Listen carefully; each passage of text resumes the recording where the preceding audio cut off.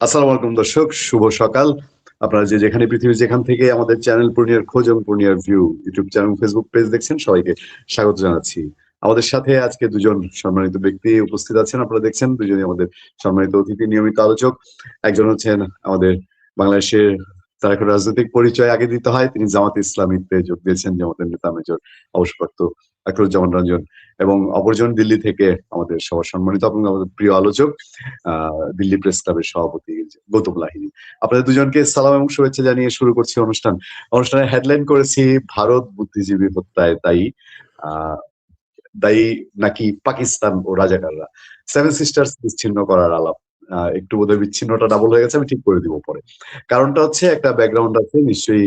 আক্তার ভাই, আপনার নলেজে পড়েছে, আপনি যে দলে জয়েন করেছেন দুদিন আগে, জামাত ইসলামীর সেক্রেটারি জেনারেল, দায়িত্বশীল মানুষ, তিনি বলেছেন যে বুদ্ধিজীবী দিবসে যে বুদ্ধিজীবী হত্যার সাথে ভারতীয় সেনাবাহিনী এবং জড়িত। তিনি তার মতো করে কিছু ব্যাখ্যা দিয়েছেন যে 8 তারিখের পরে ঢাকা সমস্ত নিয়ন্ত্রণে ছিল ভারতীয় সেনাবাহিনীর, এবং 8 তারিখ থেকে পাকিস্তান সেনাবাহিনী তার প্রস্তুতি নিচ্ছিল আত্মসমর্পণের, এবং রাজাকাররাও সেই প্রস্তুতি নিচ্ছিল। আপনি অনেকবারই বলেছেন যে মুক্তিযুদ্ধ করেছেন, আপনি একজন মুক্তিযোদ্ধা, বীর মুক্তিযোদ্ধা, যে রাজাকারদের সঙ্গে আপনার যুদ্ধ করতে হয়নি, আলাদাদের সঙ্গে যুদ্ধ করতে হয়নি। আপনি এই যুক্তিটা অনেক সময় বলেছেন, এরকম একটি তথ্য দিয়েছেন গত কয়েকদিন ধরে, যদিও আপনার আগের অবস্থা ভিন্ন ছিল। যাক, আমি শুরু করতে চাই অনুষ্ঠানটা, দাদা আপনার অনুমতি দিয়ে আমি একটু ছোট্ট 2 মিনিটের আক্তার ভাইয়ের একটা রিয়েকশন নিয়ে, যেহেতু আমাদের দেশে এখন আলোচিত ঘটনা, জানি যে সাংবাদিক আনিস আলমগীরকে গ্রেফতার করা হয়েছে। তার একমাত্র অভিযোগ, আমরা যেটা জানি, সোশ্যালিস্ট, তিনি আহ সমালোচনা করতেন, সরকারের তীব্র সমালোচনা করতেন গত কয়েক মাস, এই সরকার আসলে তাও 6-7 মাস পর থেকে। এবং তার সেইভাবে পলিটিক্যাল এফিলিয়েশন আওয়ামী লীগ সরকারের সময় আমরা শুনিনি, আমরা দেখিনি। আমরা যাকে চিনেছি, দেখেছি সাংবাদিক হিসেবে, তিনি আওয়ামী লীগ সরকারের সুবিধাভোগী নন, কিন্তু তাকে আওয়ামী লীগের পক্ষে যাচ্ছে তার কথা প্রচার হচ্ছে, সন্ত্রাসী কাজে উস্কে দিচ্ছেন, এরকম অভিযোগে গ্রেফতার হয়েছে। তবে এই বিষয়ে একটু আপনার 2 মিনিট আমি রিয়াকশন জেনে দেন মূল প্রসঙ্গে যেতে চাই। মেজর আখতারুজ্জামান ধন্যবাদ। রঞ্জন। গৌতম দা, আসসালামু আলাইকুম। ভালো থাকবেন আশা করি। দিল্লিতে নিশ্চয়ই ভীষণ ভীষণ ঠান্ডা এখন, আমরা তো তত ঠান্ডা উপলব্ধি করি নাই। দেখো, আনিস আলমগীর যে অবস্থানটা হয়েছে এটি তো স্বাভাবিক। মানুষ যখন স্রোতের বাইরে কথা বলবে তখন তাদের জন্য জেল, জুলুম, নির্যাতন, কি বলেন গৌতম দা, এটাই তো স্বাভাবিক পরিণতি। আপনি প্রশাসনের বিরুদ্ধে কথা বলেন, ক্ষমতাসীনদের বিরুদ্ধে কথা বলবেন, আর আপনাকে মালা দিয়ে বরণ করবেন, এটা তো স্বাভাবিক কিছু না। আনিস আলমগীরকে গ্রেফতার করা হয়েছে, এটা করা উচিত হয় নাই। আমি স্বাধীন মতবাদ প্রকাশ করার এটা অন্তরায় বলে মনে করি। কিন্তু পাশাপাশি আমরা মনে করি যে এই এই নির্যাতনের ভয় আছে বলেই তো স্বাধীন চেতা বক্তব্য যারা দিতে চায় তারা সাহসের প্রয়োজন পড়ে। আনিস আলমগীরকে যতটা না সরকারের কারণে হয়েছে, ততটা তাদের মধ্যে দুটা পক্ষ দাঁড়িয়ে গেছে, তার বিপক্ষে আরেকটা পক্ষ আছে, তারা বেশি তৎপর, সরকারের উপরে তাদের চাপ বেশি, তাদের প্রভাব বেশি। এটারই পরিণত হয়েছে আনিস আলমগীরকে গ্রেফতার করা হয়েছে। এবং যে গ্রেফতার নাটকটা করা হয়েছে এটা শুভ লক্ষণ নয়। কারণ কারোর বিরুদ্ধে অভিযোগ থাকলে আদালত অভিযোগ হবে, আদালতে যাবে, সেখানে ডিবি কে, ডিএসবি কে, এসবি কে ব্যবহার করার তো কোনো কারণ থাকতে পারে না। এখানে গ্রেফতার দেখিয়ে মামলা হবে কেন? মামলা করে পরে গ্রেফতার করেন, বিষয়টা আদালত উপর ছাড়েন। এটা তো ন্যায় বিচার হইতে হলে আদালতে। আমার বিরুদ্ধে অভিযোগ আসতেই পারে, আপনার বিরুদ্ধে অভিযোগ আসতেই পারে, কিন্তু সেই অভিযোগটা আদালতে করতে হবে। পুলিশই কেন? পুলিশ তদন্ত করবে, পুলিশ তো গ্রেফতার করা কেউ না। এই বিষয়গুলো আমি মনে করি নিন্দনীয়, এটাকে আমি কখনোই মেনে নেব না। মানুষের মত প্রকাশের স্বাধীনতা থাকতে হবে, মানুষ বলবে। মানুষ যদি কোনো অন্যায় করে, ভুল করে, সেটা আদালত দেখবে। পুলিশি অ্যাকশন দিয়ে কারো মুখ বন্ধ করা যাবে না, এটি আমার ক্ষুদ্র মত। Thank you. তবে আমরা মূল প্রসঙ্গে যাই। ভারত বুদ্ধিজীবী হত্যায় দায়ী জামাতের নেতা, আপনার দলের নেতা গোলাম পরোয়ার, তিনি সেকেন্ড পার্সন আপনার দলের, মিয়া গোলাম পরোয়ার, তিনি বলেছেন, এবং ব্যাখ্যাগুলো আপনি দেখেছেন তিনি কি কি ব্যাখ্যা দিয়েছেন। আমি গৌতম দাও চ্যাপ্টার নিয়ে প্রচুর সবসময়, এবং আমরা মুক্তিযুদ্ধের পরে আমাদের জন্ম, আমরা ইতিহাস পড়ি, ইতিহাস শুনি, জানি। এতদিন যা শুনেছি সেখানে নতুন তথ্য মনে হয়েছে। আমি প্রথমে আপনার দিক থেকে জানতে চাই, এবং ফ্লোর ওপেন থাকলেও গৌতম দা নিশ্চয়ই আপনার দিক থেকে আমরা এই বিষয়টায় জানতে চাই। আমরা ইতিহাস শিখতে চাই নতুন প্রজন্মের কাছে। এই হঠাৎ বিতর্ক কেন, মেজর আখতারুজ্জামান রঞ্জন? এই বিতর্কটা সৃষ্টি হয়েছে দুটি কারণে, যেটা আমি মনে করি। সেটি একটি কারণ হলো যে এটা তো ঠিক না যে ভারতের আর্মি 8 তারিখে বাংলাদেশে বা ঢাকা শহরে নিয়ন্ত্রণ নিয়েছে। ঢাকা শহরটাকে তারা নিউট্রালাইজ করে রেখেছে, কিন্তু তারা যুদ্ধটা তো ঢাকার উপকণ্ঠে যুদ্ধটা হয়েছে 11 তারিখের পর থেকে। এবং 14 তারিখে ঘটনাটা ঘটেছে। আপনি জানেন যে পাকিস্তানে প্রায় 29,000 রাজাকার আল বদর আল শামসা অংশগ্রহণ করেছিল। সে আল শামস যারা ছিল, যে সমস্ত লোকেরা ছিল, পাকিস্তানের 94,000 যে সৈনিকরা ভারতের বাহিনীকে সারেন্ডার করেছিল, তাদের মধ্যে কিন্তু 29,000 ছিল রাজাকার আল বদর আল শামস। এটা আমার রিপোর্ট না, ভারতীয় রিপোর্টে, ভারতের পরিসংখ্যান থেকে আমরা পেয়েছি। সেখানে ভারতীয়দের হত্যার দায়িত্ব ভারতকে আমি আমি ব্যক্তিগত মনে করি এর কোনো সুযোগ নাই। কারণ ভারতীয়দের এই এরকম পরিবেশও ছিল না। আর ভারতীয়রা কেন আমার বুদ্ধিজীবীদেরকে মারবে, বাংলাদেশের বুদ্ধিজীবীদের মারবে? এখানে রাজাকারের একটা অংশ, যারা রাজাকার তো সবাই মানে শুধু জামাত ইসলাম ছিল না, রাজাকার তো অনেক লোক ছিল। এর বাইরেও ব্যক্তিগত পর্যায়ে রাজাকার ছিল, বিহারির রাজাকার ছিল, প্রচুর বিহারির রাজাকার ছিল। ঢাকা শহরটা তো একসময় প্রায় 40% পপুলেশন ছিল বিহারি। আপনি যদি মিরপুর দেখেন, মোহাম্মদপুর দেখেন, তারপর দিক থেকে আমাদের যে নীলফামারী পুরো বা এলাকা, না ওর বাংলাদেশের বাকিটা বাদ দেন, ঢাকা শহরটা যদি আমরা দেখেন, তাহলে বিশাল একটা অংশ যে আমাদের ইয়ে আছে, বিহারিরা ছিল। বিহারি তো জামাত করতো না, বিহারি তো মুসলিম লীগ করতো, মুসলিম লীগের অংশ ছিল, এবং মুসলিম লীগ তখন অনেক বেশি তৎপর ছিল। এবং ডাক্তার মালেক, যিনি গভর্নর ছিলেন, তার অনুসারীরা তো অনেক তৎপর ছিল। সেখানে অনেক মানুষ ঘোলা পানিতে মাছ শিকার করেছে। হয়তো জামাতের মহাসচিব যেটা বলেছেন সেটা তার কাছে যুক্তি থাকতে পারে, তার কাছে প্রমাণ থাকতে পারে। নিশ্চয়ই ওনার কাছে যুক্তি প্রমাণ না থাকলে তিনি সেটা বলতেন না। তো আমি সদ্য জামাতে অংশগ্রহণ করেছি, আমি এখনো জামাতের ইনার স্টোরি জানি না, তাদের বক্তব্যের কারণ আমি জানি না। তবে আমি এটা বিনয়ের সঙ্গে বলতে পারি, ভারতীয়রা কখনোই এই বুদ্ধিজীবী হত্যার সঙ্গে দায়ী নয় এবং দায়ী থাকতে পারে না। দায়ী থাকার কোনো ঐতিহাসিক পটভূমিকা নাই। এটা হয়তো কেউ ভুল ছড়াচ্ছে, ভুল প্রান্তে ছড়াচ্ছে।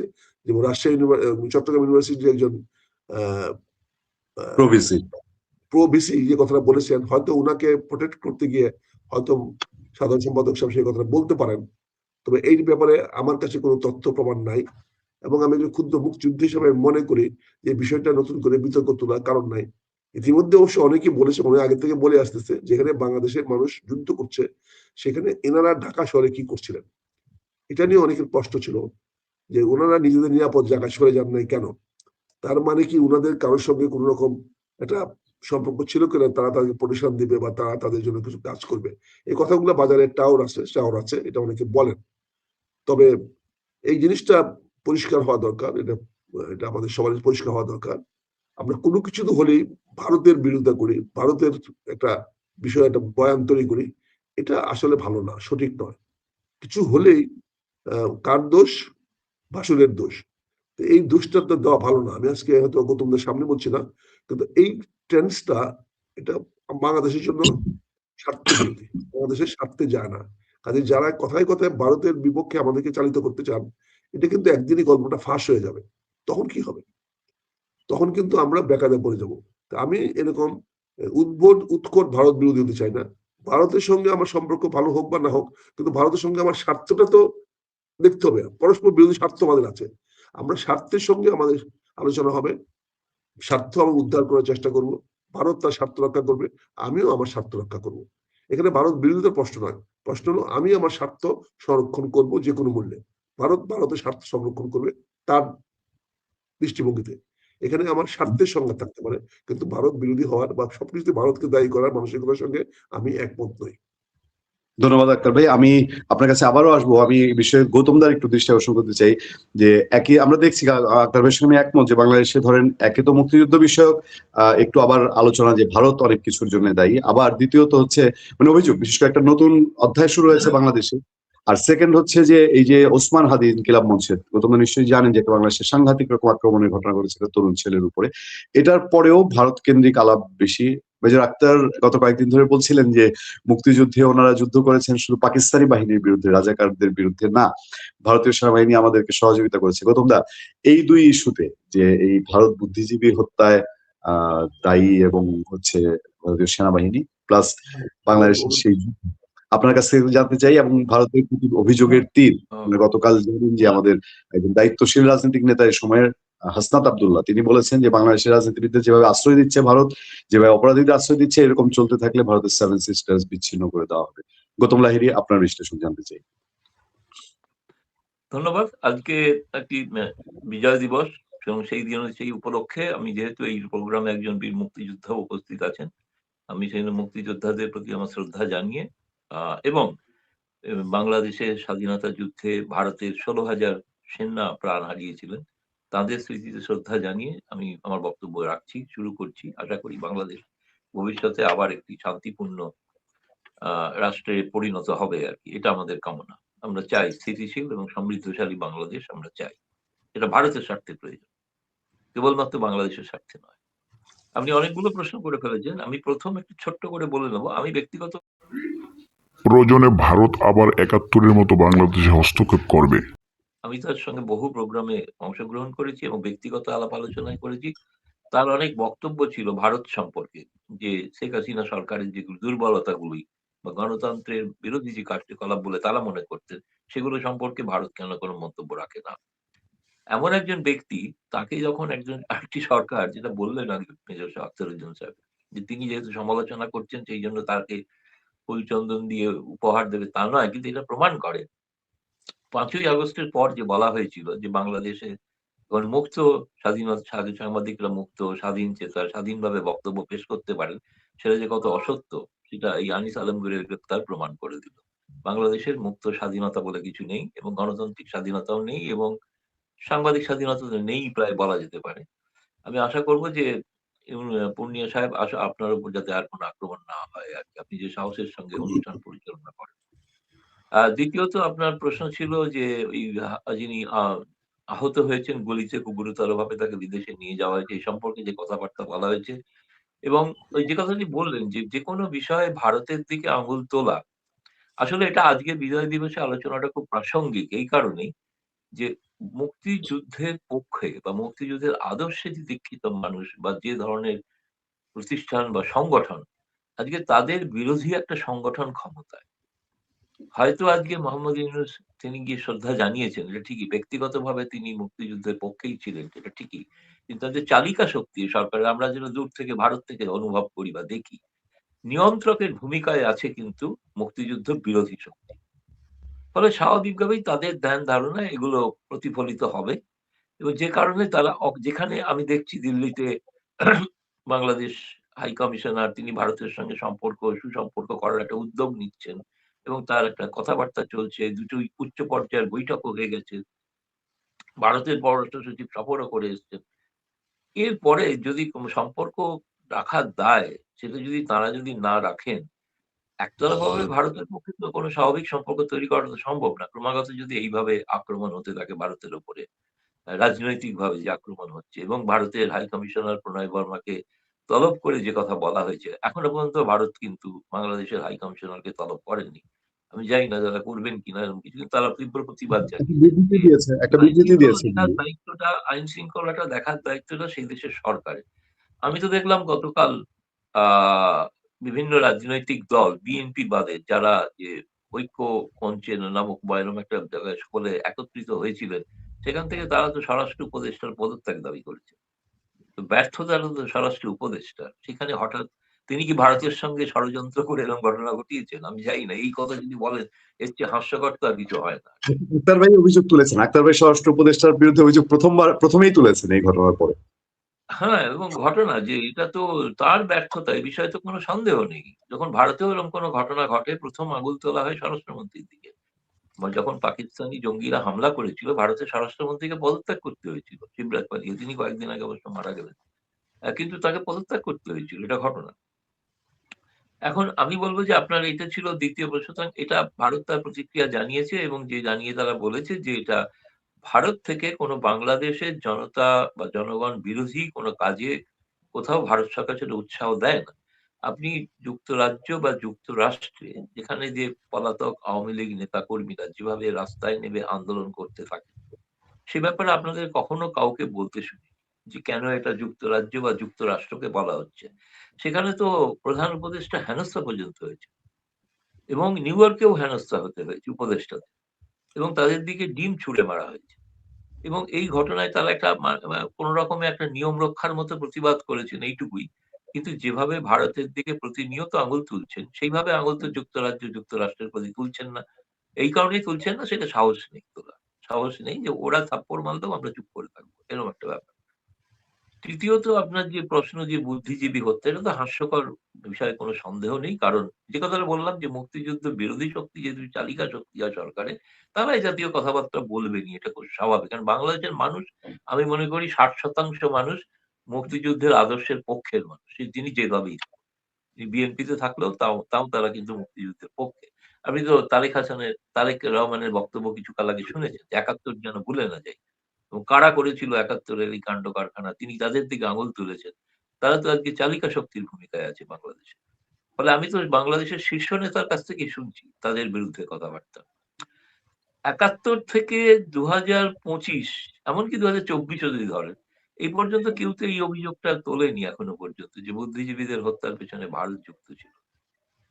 কেবলমাত্র আওয়ামী লীগ সরকার ক্ষমতায় ছিল না। আওয়ামী লীগ সরকারের মানে বঙ্গবন্ধু হত্যার পরে সেনা সরকার, সেনা শাসিত সরকার, সেনা সমর্থিত সরকার, এমনকি বিএনপি সরকারও প্রতিষ্ঠিত হয়েছিল দুবার। তারাও তো কখনো এই ধরনের অভিযোগ তোলেনি। হঠাৎ আজকে যে অভিযোগ তোলা হচ্ছে, গোটাটাকে একটা ভারত বিরোধী জিগির তোলা, এবং পাকিস্তান আজকের দিনে পাকিস্তানকে একরকম ভাবে সমর্থন করা হচ্ছে প্রকারান্তরে, পাকিস্তানকে বাঁচানোর চেষ্টা চলছে প্রকারান্তরে, যে পাকিস্তান নির্মম কাণ্ড ঘটিয়েছিল, যে কারণে ভারতকে আন্তর্জাতিকভাবে একটা ওপিনিয়ন তৈরি করে হস্তক্ষেপ করতে হয়েছিল মুক্তিযোদ্ধাদের পক্ষে।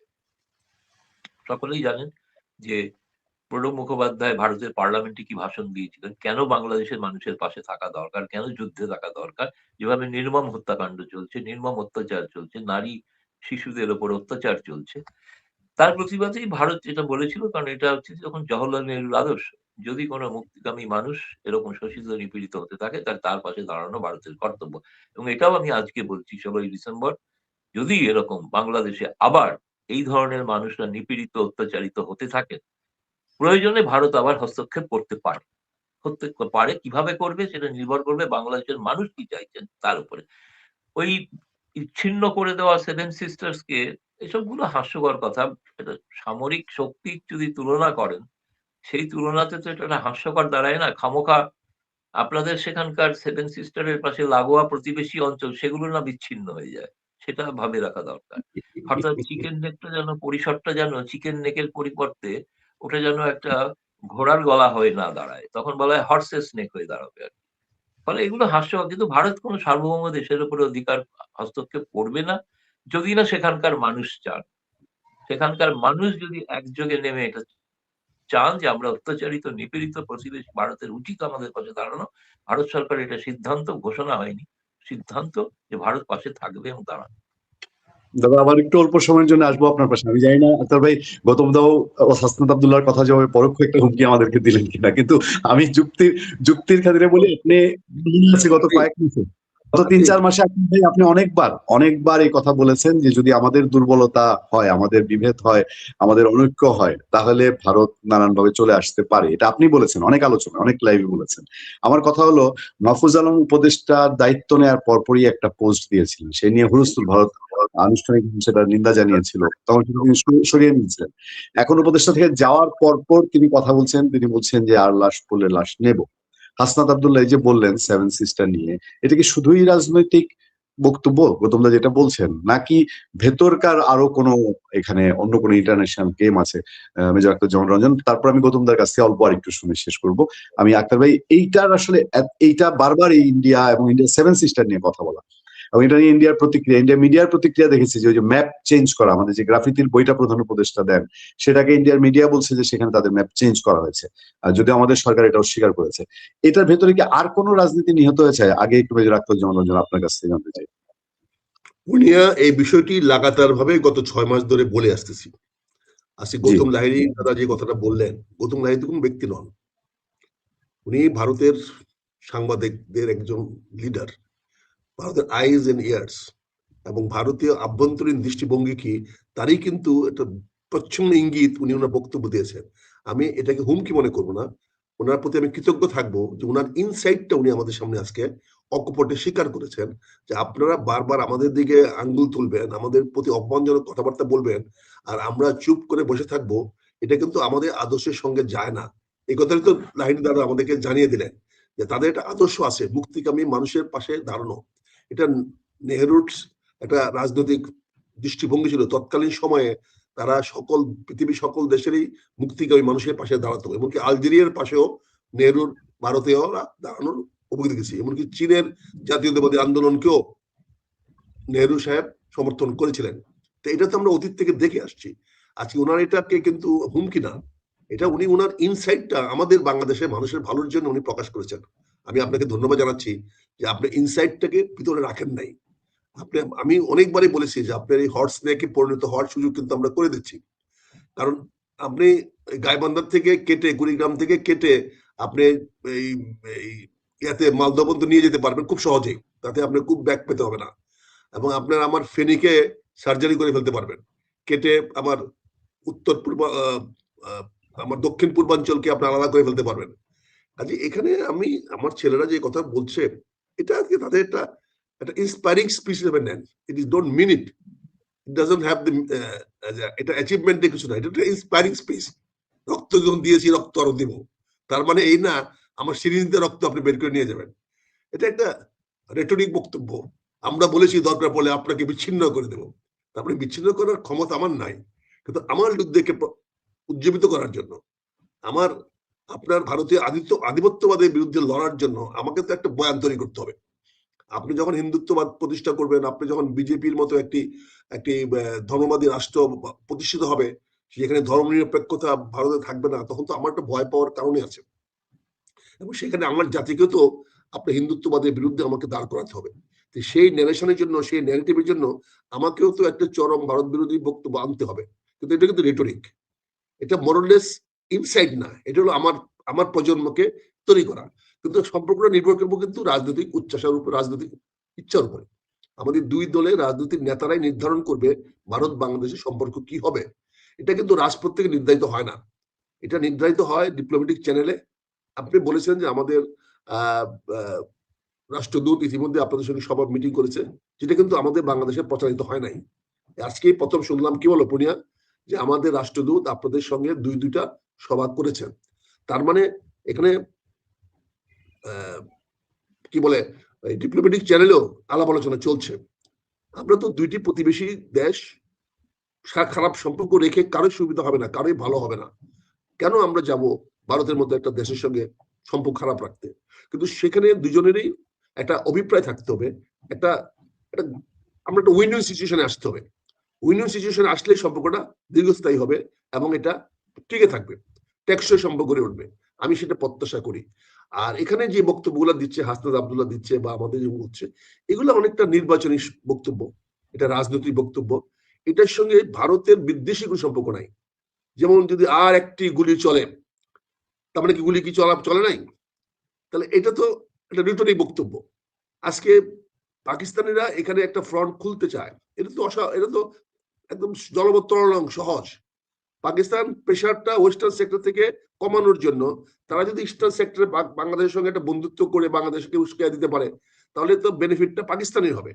এটা তো পরিষ্কার, এটা নিয়ে তো কোনো কারো গবেষণা করার বা রকেট সায়েন্সের ব্যাপার না। পাকিস্তানের সঙ্গে ভারতের যে পশ্চিমাঞ্চলে এখন যে যুদ্ধটা বা যে টেনশনটা আছে, এটা যদি কিছুটা হলেও যদি তারা পূর্ব সেক্টর আনতে পারে, তাহলে আপনিও তো এখানে অ্যাটেনশন দিতে, মনোযোগ দিতে বাধ্য হবেন। এটা তো পক্ষান্তরে পাকিস্তানের পক্ষে যাবে। তো পাকিস্তানি রাজনীতির কারণে তারাও তো আমাদেরকে বিভিন্ন ভাবে অপতথ্য দিয়ে আমাদেরকে বিভ্রান্ত করতে পারে। এই তথ্যগুলো পাকিস্তান সরবরাহ করছে, পাকিস্তানের একটি অংশ সরবরাহ করছে। এখানে ভারত বাংলাদেশের সম্পর্কটা আমি মনে করি এটা দ্বিপাক্ষিক স্বার্থ সম্মিলিত সম্পর্ক। এটা দ্বিপক্ষের সম্পর্ক উন্নয়ন করা তখন সম্ভব হবে যখন দুই পক্ষের স্বার্থগুলো নিশ্চিত করা হবে। আর সেভেন সিস্টার দখল করার তো মানসিকতা, সেভেন সিস্টার লোকে তো আমাদেরকে জায়গা দেবে না। এখানে একে তো হিন্দু বেশি, বৌদ্ধ বেশি, খ্রিস্টানও আছে, তাদের সঙ্গে তো আমাদের সম্পর্ক ভালো হওয়ার কথা নয়। আর আসামের মুসলমানরাও তারা স্বাধীন হতে হয়তো চায়, কিন্তু বাংলাদেশের সঙ্গে আসতে চায় না। এখানেও একটা কন্ট্রাডিক্ট আছে। আসামের মুসলমানরা তো বাংলাদেশকে ওন করে না। আমরা তো ৭১ মুক্তিযুদ্ধ সময় দেখেছি, আমরা তো আসামে গিয়ে তো আমরা মুসলমানদের কাছে দেখেছি কতটুকু শেল্টার পেয়েছি, তারা কতটুকু আমাদেরকে দিয়েছে। তারাও তো মনে প্রাণে তখন পাকিস্তানের পক্ষে ছিল। কাজে সেখানেও তো আমরা আসামের মুসলমানরা, যেটা আপনার 43% মুসলমান আসামে আছে, তারাও কিন্তু বাংলাদেশকে বন্ধু মনে করে না। তাহলে বন্ধু মনে করলে তো আমাদের সঙ্গে সম্পর্কটা একটা ভালো থাকতো। সবকিছু মিলিয়ে আমি গৌতম লাহিড়ী সাহেব যে কথাটা বলছি, পছন্দ ইঙ্গিত দিয়েছেন, যে হ্যাঁ আপনারা ইন্টারফেয়ার করতে পারেন। এই জিনিসটা তো আমরা আরো আগে ঘোষণা করেছি। আতিক রহমান তোমাকে বলেছে না যে যদি আজকে অনৈক্য হয়, যদি ফেসিবাদী সরকারের বিরুদ্ধে ফ্যাসিস্ট সরকারের বিরুদ্ধে যারা ছিল তাদের মধ্যে যদি অনৈক্য সৃষ্টি হয়, একতা নষ্ট হয়, তাহলে ভারত বসে থাকবে না। এখানে যদি আওয়ামী লীগের উপরে যদি প্রচন্ড আপনি গত 6 মাস ধরে অংশতে অসংখ্য বার আওয়ামী লীগ রিয়েক্ট করার মতো যদি সাহস দেখাতে পারে, তাহলে দাদা যে তার পাশে থাকবে এটা কিন্তু গৌতম দা আজকে প্রকাশ করে দিয়েছেন। আজকে থেকে আক্তার ভাই, জাতি ভারত মনোভাবটা জেনে গেল। এই জন্য পুডিয়ার কাছে হয়তো কৃতজ্ঞ থাকবো। দাদা আপনি কোনো ভুল বলেন নাই, অন্যায় বলেন নাই, আপনি rightly you have exposed your mind. I appreciate it. Thank you Akhtar ভাই। আক্তার ভাই, আমরা অনুষ্ঠান প্রায় শেষ পর্যায়ে গৌতম দা ছোট্ট করে দুইটা বিষয় আবার একটু আপনার ওপিনিয়ন জানিয়ে আজকে বিদায় নিব। সেটা হচ্ছে, একটা হলো আক্তার ভাই একটা কথা বলেছেন, ভারতের প্রচন্ড হিন্দুত্ববাদের জাগরণ এবং সেটা সে রাজনৈতিক সম্পৃক্ততা বাংলাদেশে কি তীব্র মুসলিমবাদ বা যদি বলি মুসলিমপন্থী উগ্রপন্থী মুসলিম সেটাকে জাগিয়ে তুলতে একটা ভূমিকা রাখছে কিনা, নাম্বার ওয়ান। এটা একটা প্রতিক্রিয়া চাই। আরেকটা একসময় প্রশ্নটা করে নিচ্ছি, বাংলাদেশে খুব সাংঘাতিক ভয়াবহতম আক্রমণ ওসমান হাদির উপরে ইনকিলাব মঞ্চের, তার যারা আততায়ী, আমাদের সমস্ত পত্রপত্রিকার রিপোর্ট, তারা কোন পথে কিভাবে ভারত পালিয়ে গিয়েছে। এই ঘটনায় এখানকার তার যারা অনুসারী তাদেরকে আরো বেশি উত্তপ্ত করেছে যে ভারত সন্ত্রাসীদের আশ্রয় দিচ্ছে। আপনারা কি আসলে সন্ত্রাসীদের, বাংলাদেশের গভর্নমেন্ট বিরোধী যারা, তাদেরকে আশ্রয় প্রশ্রয় দিচ্ছেন কিনা, কেন এই অভিযোগ আপনাদের প্রতি? এই দুইটা বিষয়ে একটু ওপিনিয়ন জেনে আমরা আজকে শেষ করবো। গৌতম লাহিড়ী। ধন্যবাদ। প্রথমেই মেজর সাহেব যেরকম মনের কথা বলেছেন যে এটা রেটারিক, এটাকে সিরিয়াসলি ওরকম ভোটের কারণে বুঝতে হয়। ভারতেও যেটা হিন্দুত্ববাদের যে প্রচার, সেটাও ভোটের কারণেই আর কি। ভারতবর্ষের বেশিরভাগ মানুষ অসাম্প্রদায়িক, কিন্তু এটা ঘটনা, তার একটা প্রতিক্রিয়া হয়, প্রতিক্রিয়া হবে না তা নয়, প্রতিক্রিয়া হয়েছে। ভারতে যখন বিভিন্ন কিছু আইন প্রণয়ন হয়েছে তার প্রতিক্রিয়া আমরা বাংলাদেশে দেখেছি, এমনকি শেখ হাসিনা থাকাকালীনও দেখেছি। শেখ হাসিনা থাকাকালীনও দেখেছি ভারতের প্রধানমন্ত্রীর বিরুদ্ধে রাস্তায় নেমে মানুষ প্রতিবাদও করেছিল আর কি। এখন সেগুলো সবই রাজনীতির ভোট, এই কারণে হয়তো অনেক কিছু সম্পর্ক বিষিয়ে দেয়, কিন্তু এটা একটা জিনিস আমি বলবো যে রাজনৈতিক নেতা কর্মী কি বলছেন তার থেকেও বড় বিষয় যখন সরকার সেটাকে সমর্থন করে, যে সরকারই আছেন সেই সরকার যখন ভারতীয় হাই কমিশনারকে তলব করে প্রশ্ন করেন, তখন সেটা মনে হয় আর কেবলমাত্র রেটরিক নয়, তখন সেটা সরকারের একটা সিদ্ধান্ত। দুই, আপনি যেটা বললেন যে এই আশ্রয় দেওয়ার ক্ষেত্রে এখন ভারত এবং বাংলাদেশের মধ্যে সিকিউরিটি এজেন্সির একটা যোগাযোগ আগে থেকেই ছিল। আমার মনে হয় সেটা এখনো আছে। সম্প্রতি তো বিএসএফ এর সঙ্গে বৈঠকও হয়ে গিয়েছিল। বিএসএফ বিজিবি বৈঠকও হয়ে গেছে। দুবার হয়েছে ৫ই আগস্টের পর থেকে। ফলে যে ইন্টেলিজেন্স নেটওয়ার্কের যে যোগাযোগ ব্যবস্থা আছে তার দ্বারা ভারত সরকার যেটা জানিয়েছে যে এই ধরনের কোন সংবাদ বা তথ্য এখনো পর্যন্ত বাংলাদেশ সরকার অফিসিয়ালি কিছু জানায় ভারতকে। যে যারা ওই হাদিকে হত্যা করার চক্রান্ত করেছিল বা ষড়যন্ত্র করেছিল তারা যে ভারতে পালিয়ে আসবে, বাংলাদেশের মিডিয়াতে প্রকাশিত হয়েছে। বাংলাদেশের মিডিয়াতেও যেরকম অনেক সংবাদ প্রকাশিত হয় সেই সরকার বা কিছু রাজনৈতিক দলকে সন্তুষ্ট করার জন্য, যেটা কোন একজন সম্পাদক একটা শব্দ ব্যবহার করেছেন যে তেলবাজি সাংবাদিকতা। আমি দেখলাম তেলবাজি সাংবাদিকতা একটা শব্দটা আমার বেশ পছন্দ হয়েছে। তো কারণ তিনি বলেছেন ভারতে যেরকম গদি সাংবাদিকতা হয়, বাংলাদেশে সেরকম কিছু তেলবাজি সাংবাদিকতা হয়েছে। এখন তেলবাজি সাংবাদিকতার কারণে এসব সরকারি সংবাদ প্রকাশিত হচ্ছে কিনা আমি বলতে পারব না। কিন্তু এখনো সরকারিভাবে কোন তথ্য কিন্তু নেই। ফলে ভারত সরকার এখন পর্যন্ত বাংলাদেশ সরকার জানিয়েছেন লিখিতভাবে যে আ এরকম আততায়ীরা পালিয়ে গেছেন এবং আশ্রয় দিয়েছেন। আপনি যদি আওয়ামী লীগের নেতাকর্মীরা বলেন সেটা আওয়ামী লীগ দীর্ঘকালের একটি রাজনৈতিক দল যার সঙ্গে বাংলাদেশ সৃষ্টির ইতিহাস জড়িত আছে। ভারতের সঙ্গে সুসম্পর্ক ছিল সবাই জানে। এবং সেই কারণে তারা যখন নিপীড়িত, অত্যাচারিত, তাদের প্রাণহানির আশঙ্কা আছে, ভারত এরকম বহু অতীতে করেছে, সেরকম ভাবেই তাদের আশ্রয় দিয়েছে। তারা যে অপরাধী সেটা জানা গেছে ৫ই আগস্টের পর। ৫ই আগস্টের আগে যদি তারা অপরাধী হতেন, তাহলে এখানে ভারত সরকার তার বিরুদ্ধে ব্যবস্থা নিতেন বা আইনগত ব্যবস্থা নিতেন ইত্যাদি, ইত্যাদি। মানে গোটাটাই তো বাংলাদেশে অপরাধী ঘোষণা করা হয়েছে আওয়ামী লীগ নেতাকর্মীকে, সবটাই হচ্ছে পরিবর্তনের পরে। আগেকার কেউ অপরাধী ছিলেন না। আমরা সেই পুরনো অপরাধের কথাগুলো এখন বলা হচ্ছে। সেটার ভিত্তিতে তো ভারত সরকার কোন সিদ্ধান্ত নিতে পারে না। আর ২ হচ্ছে যে অপরাধের কথা বলছেন তার জন্য পালিয়ে চলে এসছে সীমান্তে। সেটা বললাম আপনাকে যে যদি কোন তথ্য থাকে সরকারি তথ্য পাবে, গভর্নমেন্টের চ্যানেলে, কূটনৈতিক সূত্রের মাধ্যমে। এখন ধরুন আজকেও দিল্লিতে ভারত ঢাকার যে হাই কমিশন আছে তারা 16 ডিসেম্বর একটা উদযাপন করছেন, যেখানে ভারতীয় সাংবাদিক, বুদ্ধিজীবী, বহু নেতা মন্ত্রী তারা আমন্ত্রিত আছেন। সন্ধ্যেবেলা আমিও আমন্ত্রিত, আমিও যাব, দেখব। তো আমার মনে হয় যে বাংলাদেশের এই সমস্ত এগুলোর মধ্যে যেটা দরকার, প্রয়োজনীয় কিভাবে নির্বাচনটা শান্তিপূর্ণভাবে অনুষ্ঠিত হয় সেটা দেখা দরকার।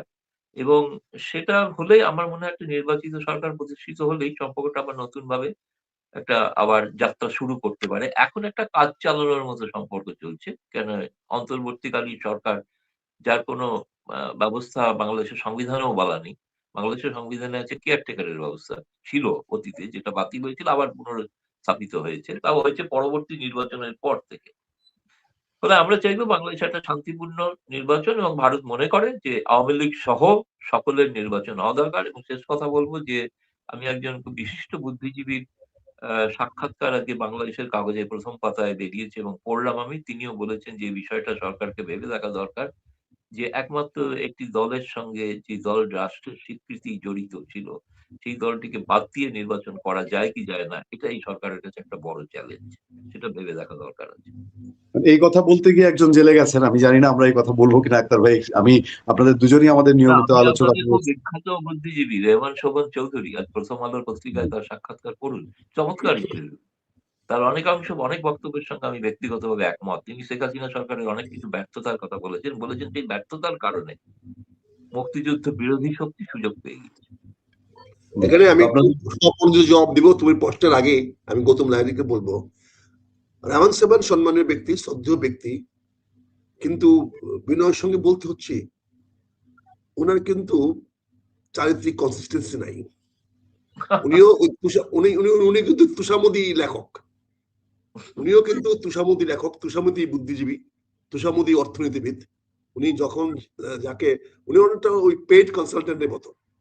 পেইড কনসালটেন্ট কিন্তু কখনো নেগেটিভ রিপোর্ট দেয় না, তারা প্রজেক্টটা কতটুকু ভায়াবল ততটুকু রিপোর্টে দেয়। আর প্রথম আলোর বক্তব্যগুলো তো সবসময় ডুবিয়ে আছে, সবসময় আপনি বহুত ওয়ে চিন্তা করতে পারেন। এখানে বিষয়টি হলো, আমরা যেটা স্পষ্ট বলেছি, আওয়ামী লীগ নৈতিকভাবে বাংলাদেশের রাজনীতিতে অংশগ্রহণ করার অধিকার হারিয়েছে। আপনি প্রশ্ন করতে পারেন কিভাবে? যে রাজনৈতিক দলটি ক্ষমতায় থেকে একটি নির্বাচনও সুষ্ঠু করাতে পারলেন না, আর যেখানে নির্বাচনটাকে উনি এক পেশে করে তার বেনিফিটে নিয়ে গেছেন, তো উনার তো উচিত হবে, সেই দলটির তো উচিত হবে কিছুদিন গ্যালারিতে থেকে খেলা দেখুক, অন্যরা কিভাবে খেলে, সেখান থেকে কিছু শিখুক। আপনি তো 3টা জয় ছিনিয়ে নিয়েছেন, কোন রকম এথিক্যাল ভ্যালুস, কোন রকম নৈতিকতা, কোন রকম নিয়ম নীতি মানেন নাই। বিতর্কিত বিষয়, এ নিয়ে অনেক কিছু বলার আছে, অনেক সময় না, লাগবে। না, আরেকটা দিন আলোচনা হোক, নির্বাচন কিরকম হয়েছিল। আমি ভেরি ওয়েলকাম স্যার। তো এই জন্য আমি বলছি যে যাকে আপনি কোট করেছেন এই ভদ্রলোককে কিন্তু বাংলাদেশের মানুষ চেনে না। আক্তার ভাই, গৌতম দাস, আপনারা দুজনই আমার মতো ক্ষুদ্র বুদ্ধিজীবীরা ওনাকে চিনেন, কিন্তু আমার চেয়ে কম যারা বুদ্ধিজীবী তারা ওনার নামও জানেন না। সাহেবের প্রথম সমর্থক, সেই নাগরিক শক্তি দল তৈরি করা। উনি কোন সরকারের সমর্থক থাকেন না বলেন তো? উনি তো 111 সরকারের উনি আওয়ামী লীগের সমালোচক ছিলেন। আমি ভারতে উনি কিন্তু আওয়ামী লীগেরও পরিকল্পনা, উনি কিন্তু বঙ্গবন্ধুরও পরিকল্পনা মন্ত্রী ছিলেন। বঙ্গবন্ধুর সঙ্গে যারা অনেকে ছিলেন তারা তো পরে আওয়ামী লীগ বিরোধীও হয়েছেন। উনার পরিকল্পনা যে বঙ্গবন্ধুর মতো মানুষকে মুখ থুবড়ে পড়তে হয়েছিল, এটার দায় কিন্তু উনি নেন নাই। ওনার ব্যর্থ পরিকল্পনার কারণে যে বাংলাদেশ দুর্ভিক্ষে পড়েছিল, ওনাকে ব্যক্তি কেন্দ্রিক করা। আমরা তো ভারতীয় হিসেবে আমি ব্যক্তি রহমান সুবহানকে নিয়ে কথা বলছি না, কিন্তু আমি সেই লেখক রহমান সুবহানের বক্তব্য লিখছি, যার লেখা প্রথম আলোতে প্রকাশিত হয়েছে। সেই লেখককে সমালোচনা করার অধিকার নিশ্চয়ই গৌতম দা আমাকে দিবেন এজ এ সাংবাদিক হিসেবে। অবশ্যই আশা করি এটা সমালোচনা করলে আপনাকে জেলে যেতে হবে না। আপনি তো জানেন যে বঙ্গবন্ধু কিন্তু জেলে গিয়ে বঙ্গবন্ধু হয়েছে। রাজনীতিবিদদের জেলে যাওয়াটাই হলো, বুঝছেন না, এটা হলো সবচেয়ে বড় ডিগ্রি, সবচেয়ে বড় কোয়ালিফিকেশন। আপনাকে অত্যন্ত বিনয়ের সঙ্গে বলবো যে আপনি আজকে আমাদেরকে যে কতগুলো কথা বলেছেন, কতগুলো ইঙ্গিত দিয়েছেন, এটা আমরা পক্ষান্তরে বলতাম। আজকে কিন্তু আপনার দায়িত্ব নিয়ে, দায় নিয়ে বলেছেন, এবং আপনিও আশা করেছেন যে বাংলাদেশ ভারতের সম্পর্ক ভালো হোক। এই যে গুড উইশেসটা, এটাকে আমরা বাস্তবায়িত করতে চাই। সম্পর্ক অবশ্যই। ভালো মানে কিন্তু ওইটাই ভালো যেটা উভয়ের স্বার্থ সংরক্ষণ করে। কাজে আমরা সে ভালো প্রত্যাশা করি, ভালোর দিকে চাই। আর আমরা বাংলাদেশ ছোট দেশ, আমাদের ছেলেরা অনেক কিছু কথা বলবে, অনেক হাম্বিতামি না করলে ছেলেরা মার কাছে যদি গ্লাস টাস না ভাঙে তাহলে তো দুধটা খেতেই হবে, বুঝছেন না? এরকম একটা জি। কিছুটা স্বাধীনতা আমাদেরকে দিয়েন, কিছুটা স্বাধীনতা আমাদের দিয়েন, আমাদেরকেও বক্তব্য দেওয়ার কথা বলেন, আপনারাও আমাদের বক্তব্যকে সেন্সর করেন না, আপনারা রিয়াক্ট করেন না। না, সেন্সর করছি না, আমি বলছি হাই কমিশনারকে তলব করে বলছেন যখন, সেটা সরকারি হয়ে যায় বক্তব্যটা। তো হ্যাঁ, তখন সেটা ছেলে হয়ে খেলা যায়। হবে না। আমি আপনাদের ডিপ্লোমেসিকেও ধন্যবাদ দিই। সাধারণত একটি দূতাবাসকে তলব করলে কাউন্টারকেও তলব করা হয়, কিন্তু আপনারা সেই ম্যাচুরিটি দেখিয়েছেন, আপনারা ইগনোর করেছেন, আপনারা এই তলবটাকে ইগনোর করেছেন। এটা আপনার একটা বিগ ফ্রেন্ড হিসাবে আপনারা দেখিয়েছেন, উদারতা দেখিয়েছেন। আমি ডিপ্লোমেটিকে বলবো যে আপনারা অনেক বেশি পরিপক্কতা দেখিয়েছেন, যে কাউন্টার আপনি ডাকেন নাই আমাদের কাউকে। তার না, মানে এখন আপনি এটাকে বাংলাদেশের একটা লেজিটিমেট এক্সারসাইজ হিসেবে আপনারা দেখেছেন, এবং এটা আপনাকে চাচ্ছি যে ঠিক আছে, তারাও তাদের আউটব্লাস্ট করুক, তাদেরও মনে কষ্টটা আপনাদের কাছে বলুক, এবং আপনারা সেখানে বিবৃতি দিয়ে প্রকাশ করেছেন, বিবৃতি দিয়ে সবকিছু। এটাও কিন্তু ভারতের সম্পর্কে একটা অ্যাচিভমেন্ট, হ্যাঁ আমার কাছে তো বলছে, অন্য কারোর সাথে বলে নাই। এটারও এক ধরনের একটা মানে সম্পূর্ণতা আছে। যে আনিস আলমগীর যেমন সরকারের বিরুদ্ধে বলার জন্য সরকার রিয়েক্ট করেছে, আপনারাও ভারতের বিরুদ্ধে বলার জন্য আমাদের ছেলেদের বিরুদ্ধে রিয়েক্ট করেন না। এটাই আমার বিনীত অনুরোধ থাকবে আপনাদের প্রতি আর কি। থ্যাংক ইউ আক্তার ভাই। দাদা, আপনারা দুজনেই আমাদেরকে সময় দেন, আমাদের দর্শকরা আগ্রহ নিয়ে দেখেন। ভালো থাকবেন, সুস্থ থাকবেন। ভারতের এই বিবৃতি এবং আগামী নির্বাচনে নিয়ে নিশ্চয়ই দ্রুততম সময় আপনাদের সঙ্গে কথা বলে আমরা আবার দর্শকদের সঙ্গে হাজির হব। আসসালামু তার আলাইকুম। আগে একটু কন্ট্রোল স্টেটমেন্ট দিল না একটু? জি, কোনটা? ঠিক আছে, আজকে শেষ করে দিই আক্তার ভাই। আজকে একটু জি, আমরা পরবর্তীতে নিশ্চয়ই আবারও বসবো, আপনি এবং গৌতম দাস সহ বসবো, আবার আলাদা আমাদের বসা হবে। ভালো থাকবেন, সুস্থ থাকবেন। আসসালামু আলাইকুম।